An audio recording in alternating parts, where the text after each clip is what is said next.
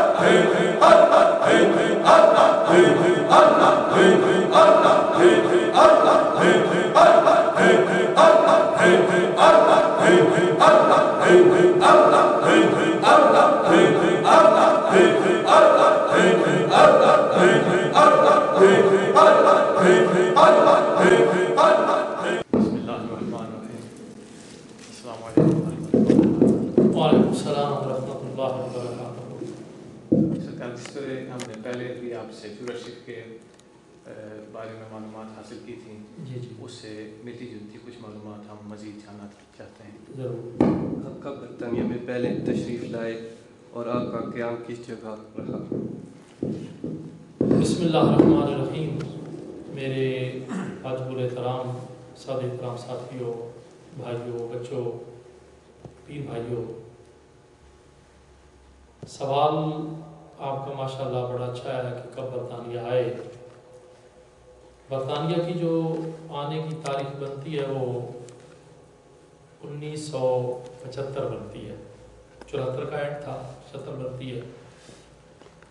اور برطانیہ آنے کا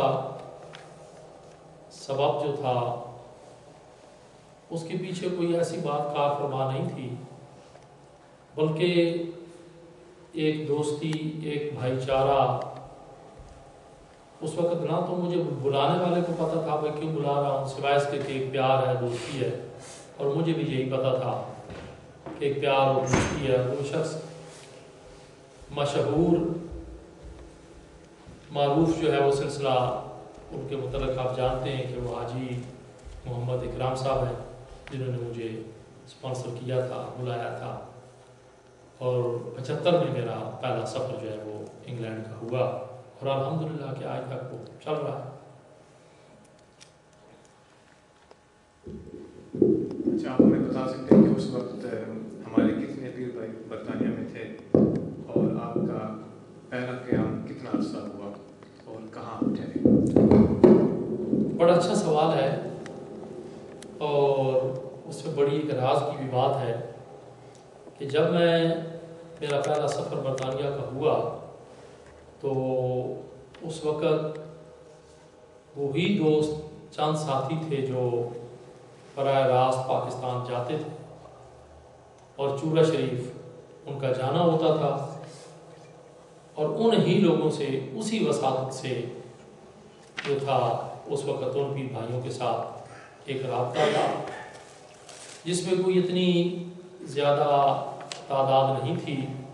چند پیر بھائی جو تھے وہ بولٹن میں تھے، ایک دو راجڈل میں تھے، چند ایک گھر جو تھے وہ ایسے ہی غرضے کے ہر ٹاؤن میں ایک آدھ گھر جو تھا وہ موجود تھا.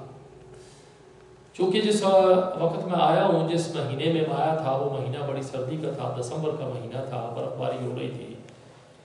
اور اس برف باری میں جو چند لوگ مجھے لینے کے لیے ایئرپورٹ پہ گئے تھے، ان میں سے بولٹن کے میرے بڑے اچھے پیر بھائی ہیں، نمبردار رحمت صاحب وہ تھے.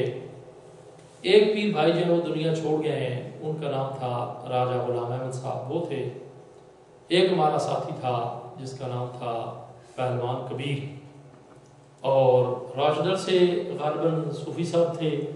لوٹن سے دو ساتھی تھے جو مجھے لینے کے لیے گئے تھے، جن میں چودھری اکرم صاحب تھے اور صوفی خادم صاحب.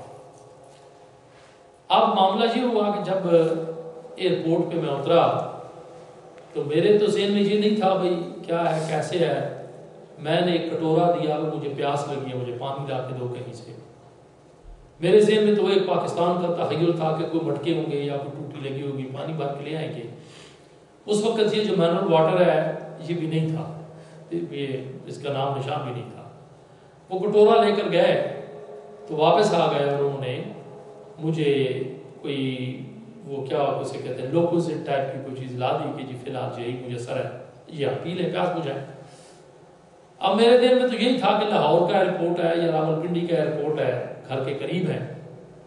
اب یہ لوگ جو تھے لوٹن والے وہ کہتے تھے جی ادھر چلے، تو بولٹر والے بھی تھے، یہ راشڈل والے بھی تھے، کوئی اتنی زیادہ نفری تو تھی نہیں، لوگ زیادہ نہیں تھے. مگر جب باہر ہم نکلے تو میں جس گاڑی میں بیٹھا وہ گاڑی جو تھی وہ بولٹر والوں کی تھی. اس گاڑی میں بیٹھ گئے تو سفر شروع ہو گیا.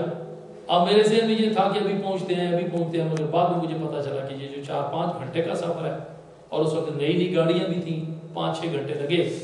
بولٹن آ گئے. پہلا قیام جو میرا تھا وہ بولٹن میں تھا اور اس محلے کے ان مکانوں کے اب نام نشان بھی مٹ چکے ہیں. اس وقت وہ جو گھر تھا اس کا نمبر تھا 1 نمبر تھا اس کا جورجینا سٹریٹ. وہاں پہ وہ جو مکان تھا وہ خواص کے ہمارے حاجی محمد عبداللہ خان صاحب ہیں جن کا مکان تھا جس میں یہ سب لوگ رہتے تھے. اس مکان میں انہوں نے مجھے ٹھہرایا اور 2-3 دن میں اس مکان میں رہا. یہ میرا پہلا قیام تھا اور میرا پہلا سفر تھا. اچھا، آپ ہمیں یہ بھی بتائیں کہ کتنے عرصے اور کتنے وزٹ کے بعد آپ کو اور پیر بھائیوں کو ایک الگ جگہ کی ضرورت محسوس ہوئی اور آپ نے پھر پورے برطانیہ میں سے روچویل کا ہی انتخاب کیوں فرمایا؟ اب جی ہوا کہ پہلا جو میرا وزٹ تھا وہ تقریباً 1.5 مہینے کا تھا، 6 ہفتے کا تھا. اس میں گاڑیاں وغیرہ بھی نہیں تھیں، کچھ بھی نہیں تھا. کوئی 1-2 کا گاڑی تھی، کوئی آئے آ کے لے گئے، پھر گئے آئے آ کے لے گئے، کوئی چھوڑ گئے. اسی طرح میرا یہ سفر رہا جو 6 ہفتے پہ یہ مشتمل تھا سارا سلسلہ. 6 ہفتے قیام کیا. 6 ہفتے قیام کے بعد میں نے واپسی کا ارادہ کیا اور اس میں یہ ہوا کہ کچھ میری کیا کہتے ہیں کہ محنت تو میں نہیں کہہ سکتا، اللہ کا فضل تھا، میرے بابا جی کے بابا اجداد کی دعا تھی، کچھ دوستوں کی بھی سمجھ لیں کہ تعاون تھا اور کچھ تعداد جو تھی یاران طریقت کی وہ بڑھنی شروع ہو گئی. اسی سفر کے دوران پہلے وزٹ میں میرا روچڈل بھی آنا ہوا اور پھر آخری جو 2 ہفتے تھے وہ میرا مستقل قیام جو تھا وہ راشڈل میں ہی رہا. اور وہ جو میرا قیام رہا وہ انڈویزا روڈ پہ 202 نمبر ایک گھر ہے، سید صاحبان ہیں ترنوٹ شریف کے، وہ اپنے پیر بھائی تھے، ساتھی تھے. ان کے گھر میں میں آخری ہفتے جو تھے 2-3 مہینے قیام کیا. اور چونکہ اس وقت جو سفر ہوتا تھا وہ لندن سے ہوتا تھا، ایئرپورٹ ہی وہی تھا، تو میں نے یہ ارادہ اپنا باندھا کہ میں نے واپسی پہ سیدھا نہیں جانا بلکہ میں نے عمرہ کر کے جانا ہے. تو بڑی کوشش ساتھیوں نے کی. اس وقت بڑی پابندیاں تھیں اور بڑی کوشش کے بعد وہ ہمیں جو تھی وہ اجازت مل گئی. وہ سینئر ایئرلائن کا ہمارا سفر تھا وہ الگ ایک چیپٹر ہے. مگر 6 ہفتے قیام کے بعد الحمدللہ کہ واپسی پہ میری حاضری حرمین شریفین کی ہوئی. اور جو آج تک آقا کا کرم ہے کہ یہ سلسلہ چل رہا ہے. مگر درمیان میں کچھ ایسے سال بھی آئے وہ پابندیاں نہیں تھی کہ آتی دفعہ بھی میری ٹکٹ جو ہے وہ عمرے کی ہوتی تھی، جاتی دفعہ بھی عمرے کی ہوتی تھی. آخری جو آپ کا سوال تھا وہ یہ تھا کہ آپ نے راشڈل کو کیوں پسند کیا. اب کیوں پسند کرنے والی جو بات ہے یہ تو ایک ایسا مسئلہ ہے کہ یہ کچھ کام ایسے ہوتے ہیں جو غیر ارادی طور پہ ہوتے ہیں. بندے کے ارادے میں وہ معاملہ نہیں ہوتا، اس کی سوچ میں نہیں ہوتا، مگر وہ خالق اور مالک کے معاملے میں، خیال میں یا اس کے دربار میں، اس کے گھر میں یہ بات جو ہے یہ موجود ہوتی ہے. تو اس وقت میرے ذہن میں جو تخیل تھا وہ یہ تھا کہ برمنگھم چونکہ مڈ لینڈ سٹی ہے وہاں پر میں اگر ڈیرا لگا لوں تو میرے لیے آسان بھی ہوگا. ایک ذہن یہ آتا تھا کہ وہاں پہ ذرائع آمدن بھی کافی ہوگی. دنیا کا سیدھی سی بات کا خیال تھا، بڑے بڑے لوگ ہیں وہاں پہ اور کافی لوگ ہیں، ادھر ضرورت بھی ہے. وہاں بھی میں کچھ عرصہ میں ٹھہرا، یہ بھی نہیں ٹھہرا، مگر گھوم پھر کے تو میں نے یہ سوچا کہ چونکہ اکثریت جو ہے میرے چاہنے والوں کی یا میرے واقفکاروں کی وہ لنکا شہر میں ہے.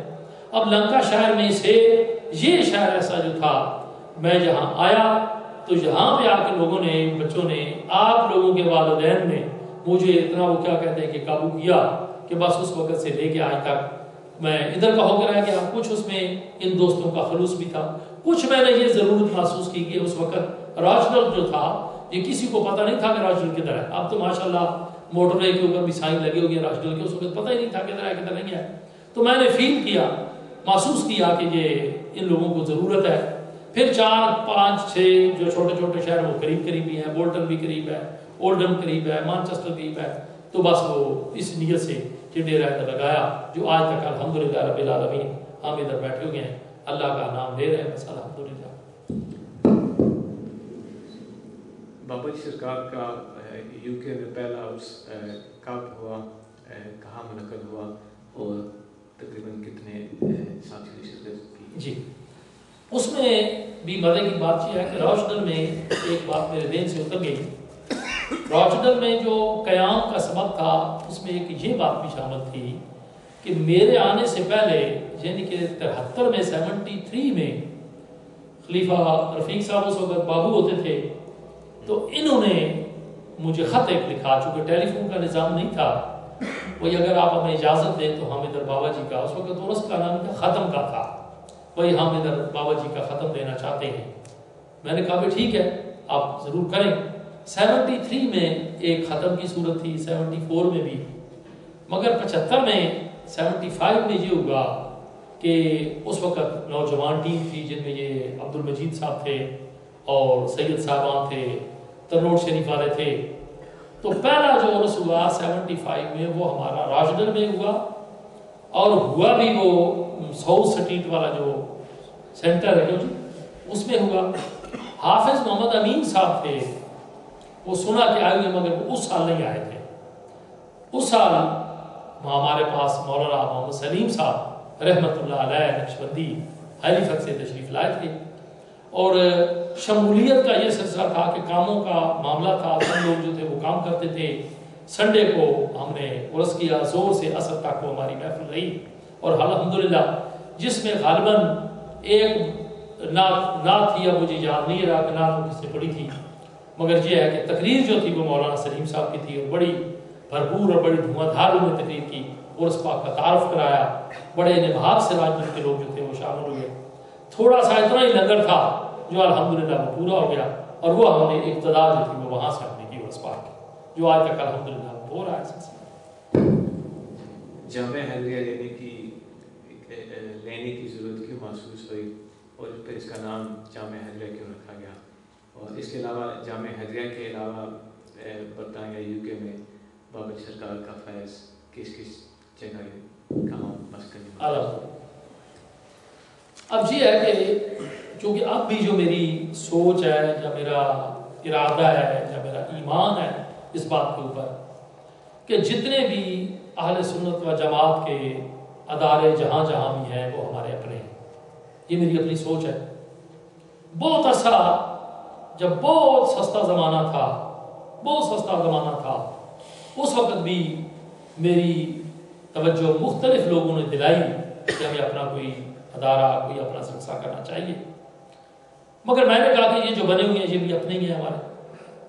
مگر جو مستقل ارادہ ہمارا بن گیا وہ ہوا یہ کہ ہم نے یوم مجدد الفسانی غریب نواز کا ہم نے عرس منایا 28 سال.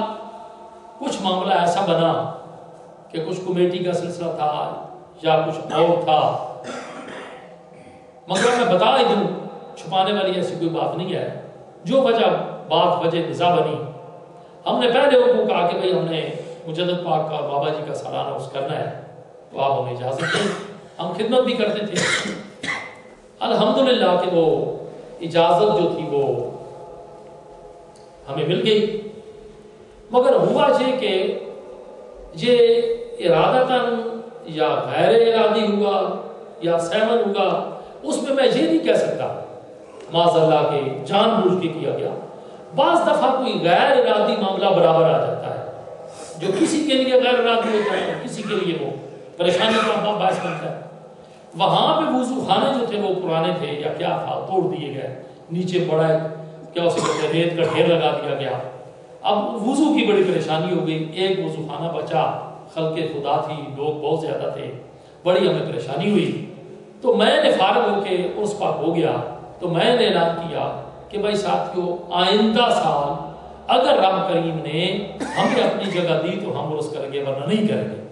یہ نہ کرنے والی بات ویسے میرے منہ سے نکل گئی کہ بڑی بے وقوفی کی بات تھی, مجھے نہیں کرنی چاہیے تھی کہ نہیں کریں گے. بھائی کیوں نہیں کریں گے؟ یہ تو ہم نہیں کریں گے تو کوئی اور کرے گا, وہ نہیں کرے گا تو وہ اور کرے گا, یہ سلسلہ تو جاری رہے گا. اب یہ بات تھی جیسے ہمارا یہ سفر شروع ہوا اور اس کے بعد یہ ہوگا کہ ایک دو جگہ ہم نے یہاں دیکھی مگر وہ ہمارے کو پسند نہ آئی یا ہمارا کچھ ان کے ساتھ سلسلہ نہ بن سکا. عمرہ شریف کے لیے ہمارا ادھر سے سفر ہوا. جب ہم سائی سے فارغ ہوئے مقام مروہ پہ ایک جگہ پہ بیٹھ گئے. وہاں پہ ایک دروازہ ہے جو سلطان مراد کا دروازہ ہے, شاہ ترکی کے نام سے ہے, باب مراد. میرا اپنا ذہن ہے وہاں بیٹھ گئے. ہمارے سفر میں صوفی رفیق صاحب بھی تھے, یہ سارے لوگ تھے. تو آگے ہو کے میاں محمد نجیب صاحب جو ہیں انہوں نے مجھے بڑے زور سے کہا کہ حضرت جی اب یہ وقت قبولیت ہے, اس میں ادارے کے لیے دعا کریں کہ آپ نے کہا ہوا ہے کہ آئندہ میں ملے گا تو ہم کریں گے. تو ادارے کے لیے دعا کریں کہ اللہ تعالیٰ ہمیں اپنا ادارہ دے تاکہ ہم اس کا کام کریں, وہ جگہ جو ہے وہ بنائیں اور اس کریں. اللہ کی بارگاہ میں ہمارے بھی ہاتھ اٹھے, سب ساتھیوں کے اٹھے. ان میں سے اب کس کی دعا قبول ہوئی؟ کسی ایک کی دعا قبول ہو گئی. سفر تھا, ساتھی واپس آ گئے, میں پاکستان چلا گیا. پاکستان سے واپسی پہ یہ ہوا کہ ان دنوں میں میرا پروگرام یہ ہوتا تھا کہ پہلے 20 دن جو تھے رمضان کے وہ میں 20 رمضان تک وہاں گزارتا تھا, 15-16 حرمین شریفین میں, اور 15-16 رمضان میں ادھر آ جاتا تھا. 10-15 دن رہ کے عید کے قریب گھر چلا جاتا تھا. مگر اس وقت سے وہ سلسلہ جو تھا وہ بدل گیا. مگر یہ بھی معاملہ ایک دو رمضان ہوا ہے میرا خیال ہے, مگر آخری اشرہ ہمارا ہوتا ہے. اب ادھر سے فارغ ہو گئے. جب میں رمضان میں ادھر پہنچا تو پھر یہ سب لوگ اکٹھے ہو گئے. رمضان کا مہینہ تھا, سحری ہم کر چکے تھے. اوپر ایک درویش آیا تو وہ کہنے لگا جی کہ نیچے ایک بندہ, اس نے کالا لباس پہنا, سر پہ زلفیں آویزاں ہیں اور داڑھی ہے اور بڑے نماز سے وہ فرنٹ پہ نفل پڑھ رہا ہے. وہ پتہ نہیں کدھر سے آیا اور کون ہے. میں تو ڈر گیا ہوں. میں نے کہا بھی فرنٹ سے آ کر لگا جی نہیں فرنٹ سے بھی نہیں آیا. سچی بات ہے کہ وہ مجھے بھی تھوڑا سا خوف لگ گیا, مگر اللہ کا نام لے کے نیچے اترا تو ہمارا ایک درویش ہے سلیمان صاحب, وہ نفل پڑھ رہے تھے. اوپر آئے تو مجھے کہنے لگے جی میں اس لیے آیا ہوں کہ آپ گاڑی میں بیٹھیں, ایک چرچ جو ہے وہ میں نے اس کا کوئی سلسلہ شروع کیا اور امید ہے کہ ہمیں مل جائے گا.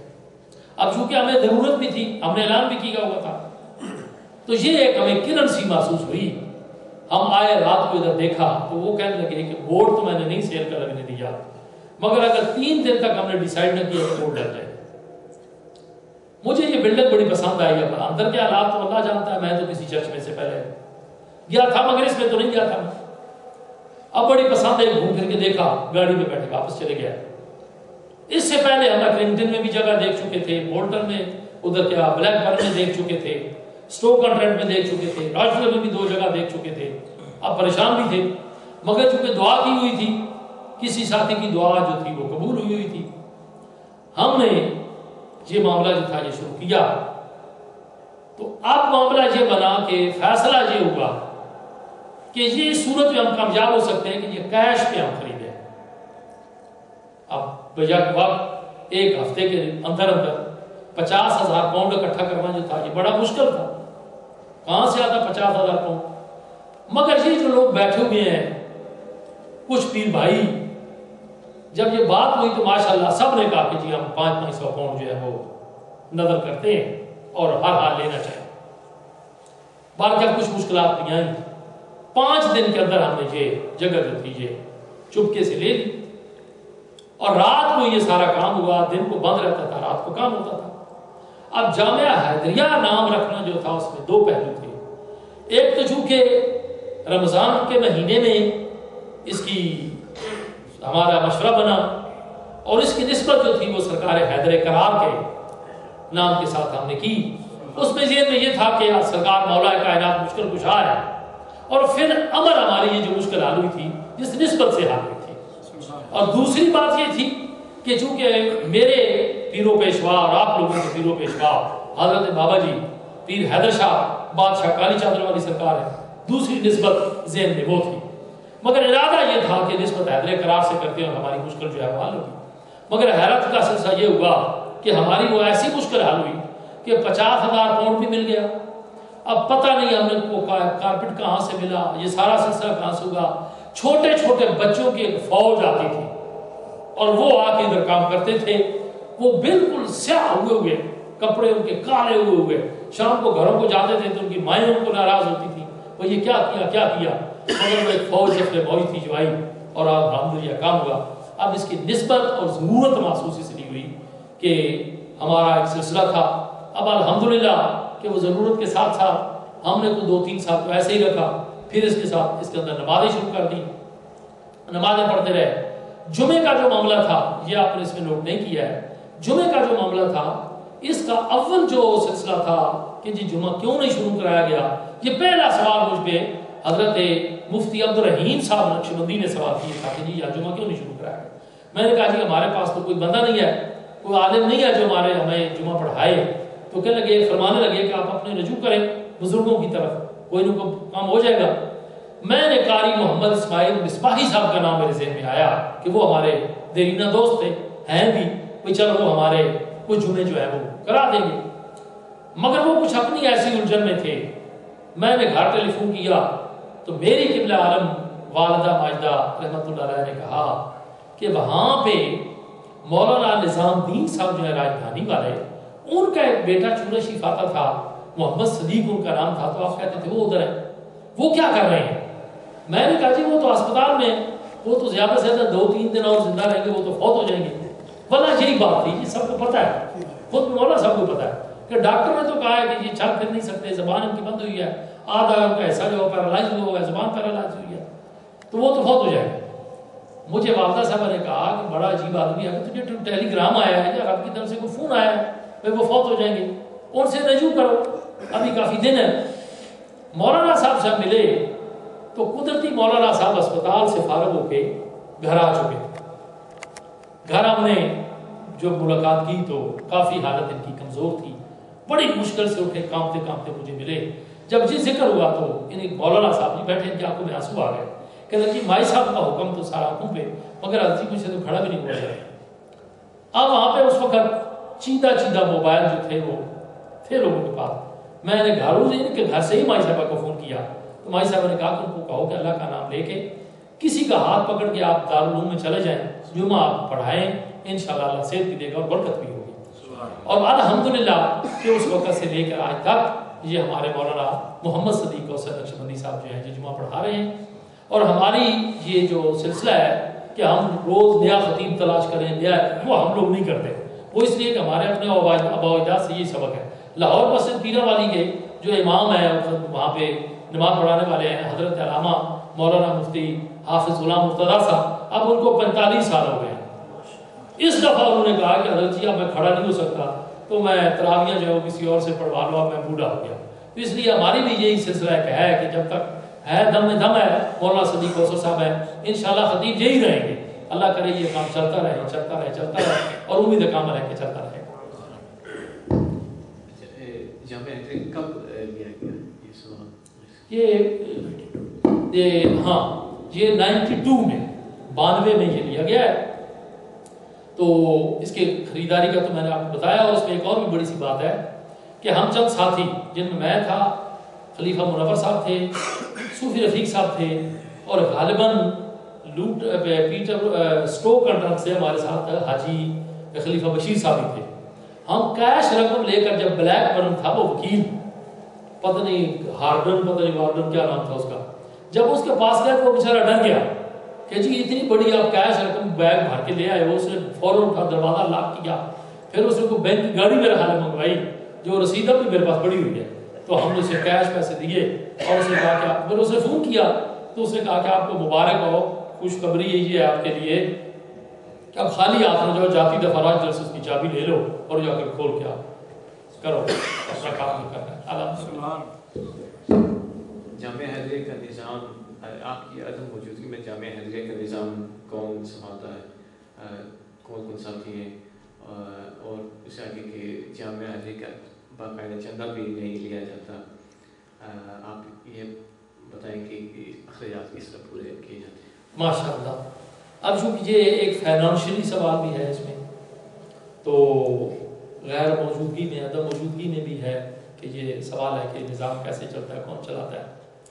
چونکہ یہ جو ایک طریقت کا مسئلہ ہے، شاہانہ طریقت جسے ہم کہتے ہیں، اس میں ایک بندہ بھی ایسا نہیں ہوتا جس کے متعلق ہم یہ سوچیں کہ وہ اپنے پیر خانے کے معاملے میں بے وفائی کرے گا یا وہ بددیانتی کرے گا. اگر کوئی پیر بھائی کسی سلسلے کا ہے، کسی پیر کے ساتھ منسلک ہے، یہ نہیں کہ میرے ساتھ منسلک ہے، کسی کے ساتھ بھی ہے، اگر پیر خانے کے معاملے میں وہ بددیانتی کرتا ہے یا وہ وفا نہیں کرتا تو پھر وہ سلسلے میں رہنے کا حقدار نہیں ہے. میری غیر موجودگی میں چونکہ مولانا صاحب ہیں، الحمدللہ یہ خطیب ہیں، خلیفہ رفیق صاحب ہیں، یہ لوکل جا کے رہنے والے ہیں، میرے پرانے دیرینہ ساتھی ہیں. دوسرے دیرینہ ساتھیوں میں سے صوفی رمضان صاحب ہیں، نظام چلا رہے ہیں. اب چونکہ ایک بات یہ ہے کہ ہر مسجد میں کمیٹیاں جو ہیں ان کی ایسی کچھ اجارہ داری ہے جو میں پسند نہیں کرتا، اور میں اس کی تردید اس لیے نہیں کر سکتا کہ چونکہ یہاں کا نظام جو ہے وہ کمیٹیاں چلاتی ہیں، تو مگر میں وہ پسند نہیں کرتا. تو اللہ کی بارگاہ میں بھی یہی دعا تھی، اور جو نمازی لوگ تھے یا جاران طریقت تھے، بھرے سٹیج پہ میں نے کہا کہ بھائی آپ سب لوگ صدر ہو، سیکٹری ہو، آپ اگر ہو سکے تو اپنی گرہ سے کچھ نہ کچھ مدد کرو. اور یہ سلسلہ جو ہے یہ چندے والا ڈور ٹو ڈور جانا، اپیلیں کرنی، یہ بھی میرے پسند نہیں ہے. جو بندہ رمضان شریف کی نماز پڑھتا ہے، تراویح پڑھتا ہے، اسے پتہ ہوتا ہے کہ میں نے مسجد کی خدمت کرنی ہے. اور یہ سیمپل ہے پوری برطانیہ میں الحمدللہ کہ کوئی اپیل آج تک یہ نہیں ہوئی کہ ایسے کرنا ہے ایسے کرنا ہے، سب کو پتہ ہے. مگر ایک اعلان ہے بھائی کارپیٹ نیا ڈالنا ہے، سب نے سن لیا بھائی کارپیٹ نیا ڈالنا ہے. الحمدللہ وہ کیا اسے کہتے ہیں کہ کوئی رات میں کوئی دن میں کوئی آیا، کسی ساتھی نے پیر بھائی کی خدمت کر دی، کسی نے چپکے سے کہا کہ جی میری طرف سے ڈال دو، اللہ کا نام بنا لینا، اور آج تک وہ چل رہا ہے. یہ ہے کہ میری غیر موجودگی میں جو نظام چلانے والے ہیں وہ سارے نمازی ہیں، اور غیر موجودگی میں نظام چلانے والے جاران طریقت ہیں. ان میں سے یہ 2-3 ساتھی جو ہیں یہ فرنٹ لائن پہ ہیں، جو کام چلا رہے ہیں، آج تک چل رہا ہے.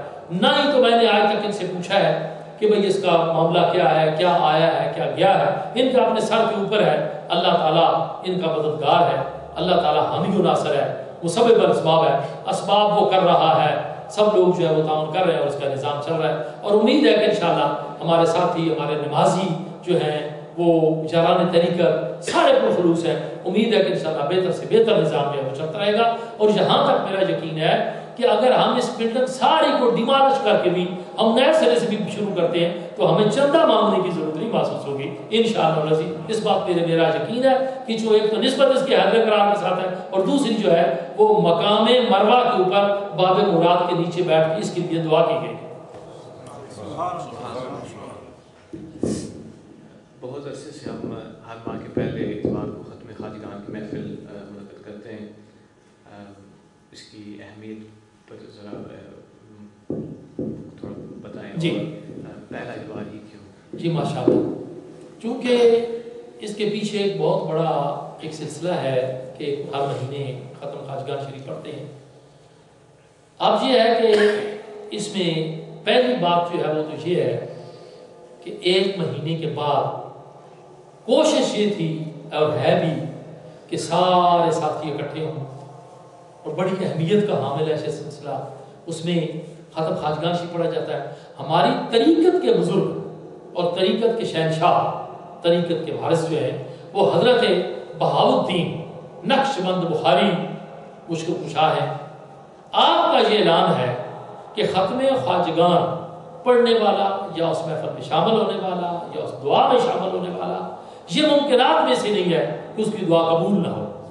اس میں ایک تو یہ ہے راز کہ اللہ کے محبوب نے یہ فرمایا ہے کہ ایک کی دعا ایک طرف ہے، مگر جب مل کے اجتماعی دعا کرتے ہیں تو یقیناً ایک ایسے ہاتھ بھی ہوتے ہیں جو اللہ کریم واپس نہیں لوٹاتا اور وہ دعا جو ہے وہ قبول ہوتی ہے. دوسری بات یہ تھی کہ روز روز ساتھیوں کا ملنا ذرا ممکن ہے، کم از کم یہ ضروری ہے جہاں تک یہ آواز جاتی ہے ساتھیوں کے اوپر جاران طریقت کے اوپر کہ وہ ایک مہینے کے بعد کم از کم لازمی جہاں اکٹھے ہوں اس دعا میں شامل ہوں اور فیض حاصل کریں اور اپنے ساتھیوں کو بھی لے کے آئیں اور ایک دوسرے سے ملیں اور میل ملاقات سے پیار محبت بھی بڑھتی ہے اور ایک دوسرے کی خبرگیری بھی ہوتی رہتی ہے.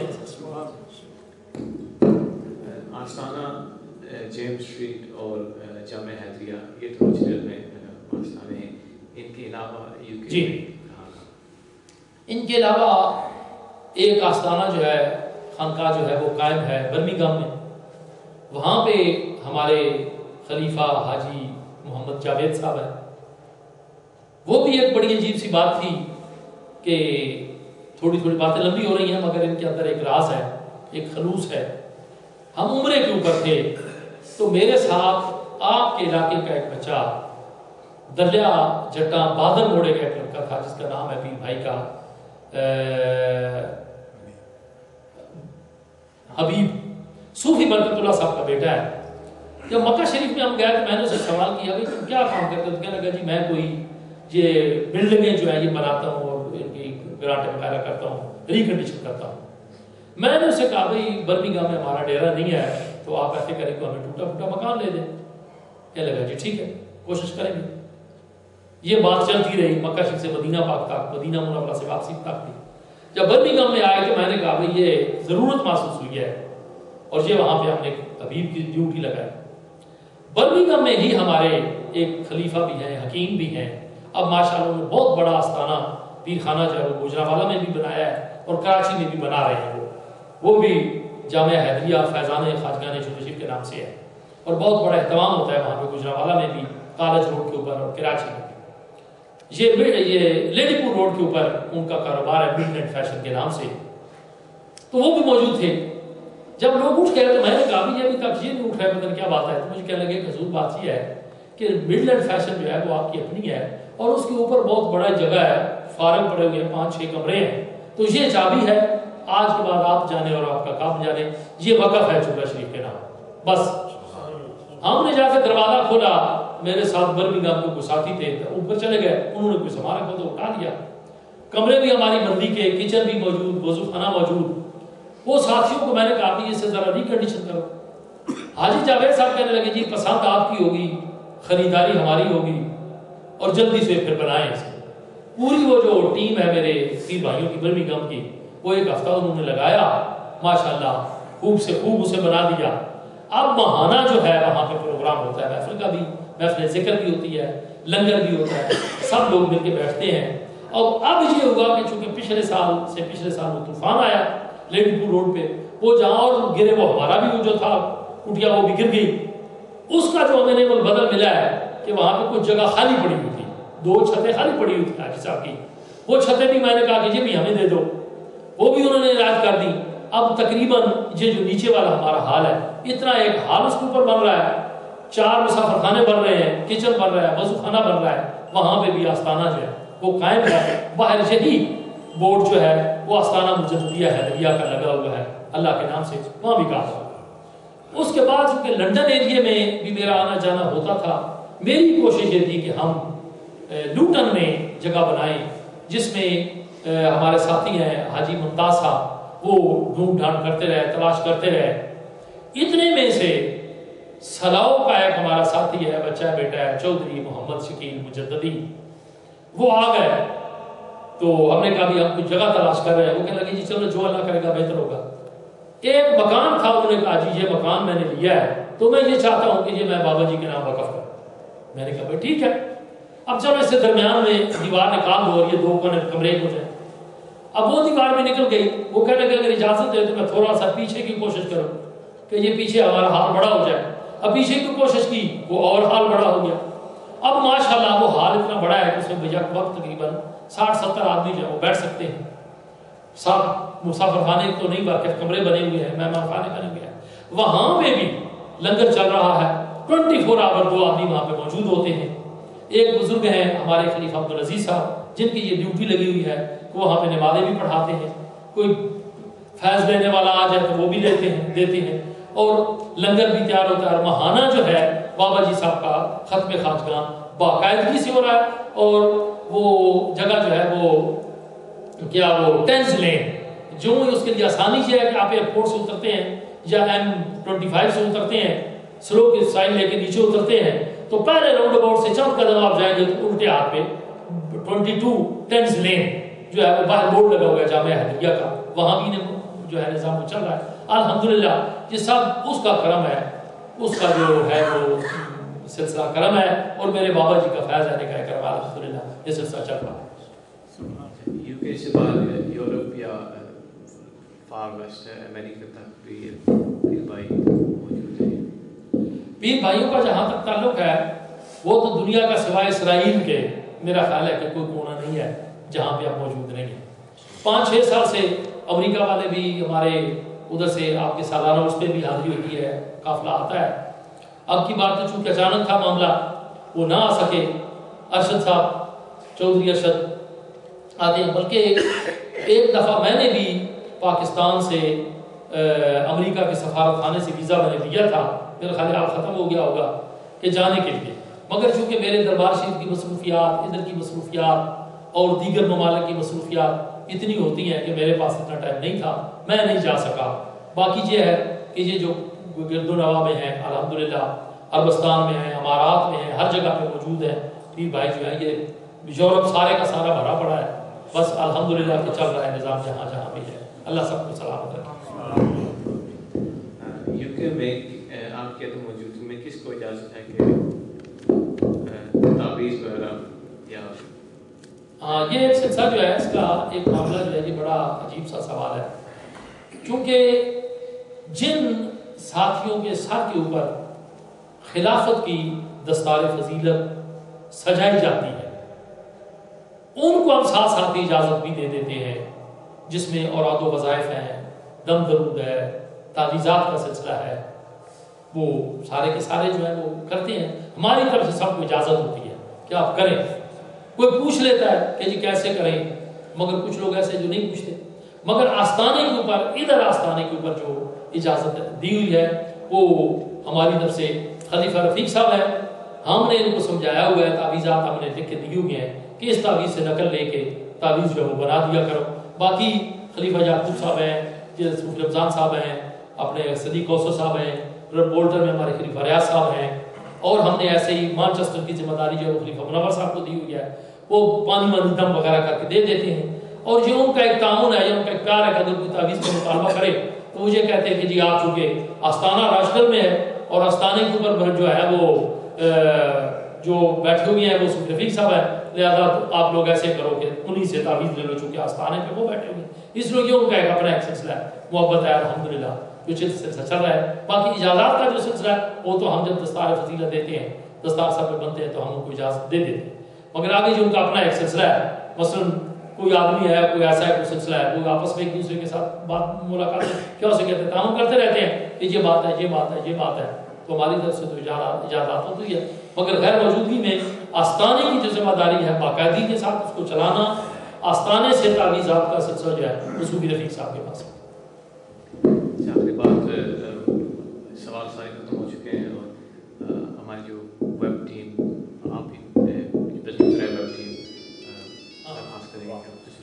اس میں یہ ہے کہ چونکہ کافی عرصہ میں نے اسے پابند رکھا، بھائی یہ نہیں ہونا چاہیے سلسلہ. میرا اپنا ایک ذوق ہے، جیسے وہ ریڈیو ٹی وی والے بھی ہمیں کھینچتے رہتے ہیں، اسلام آباد میں بھی، لاہور میں بھی، چونکہ میرا ذہن جو ہے وہ اس طرف نہیں جاتا، ادھر بھی میں نے پابند رکھا. میرے ذہن میں ایک یہ اب بھی جو ہے وہ مسئلہ ہے، وہ کبھی کبھی بات آتی ہے کہ کتاب جو ہے کوئی وہ ترتیب دی جائے جس میں حالات ہوں، یہ ہو، وہ ہو، ایک زندگی کی کتاب اچھی ہو. کچھ ایک دو میں نے لکھی بھی تھی، جو کچھ لوگوں نے مانگی تھی میں نے دے دی. میں نے کہا کہ جاؤ پرنٹ کرواؤ اپنے نام سے، میں نے کیا کرنا ہے، اللہ کا فیصلہ، شہرت کی زندگی پہ جینا بھی چھوڑ دے. مگر یہ 1 سال ہوگا جس میں آپ لوگ بھی شامل تھے، کچھ اور لوگ بھی شامل تھے. اہم بات جو تھی یہ سلو میں آستانہ جو ہے وہاں پہ ہوئی، اور یہ شکیل مجدی جو ہے بچہ، اس نے بیٹے نے بات کی کہ حضرت جی ویب سائٹ جو ہے اس کے اوپر ہمارا کام نہیں ہو رہا، تو یہ ضروری ہے کہ اس وقت دنیا جو ہے وہ کمپیوٹر کی طرف بھاگ رہی ہے اور ہماری کچھ نہ کچھ معلومات جو ہے وہ کمپیوٹر سے ہمیں ملیں تاکہ ہم جو ہے اسے آگے چلائیں یا بچے جو ہے وہ آگے چلائیں. تو الحمدللہ کہ اجازت بھی تو تھی، اب آپ لوگوں کے پاس اجازت بھی ہے، آپ لوگ کام بھی کر رہے ہو.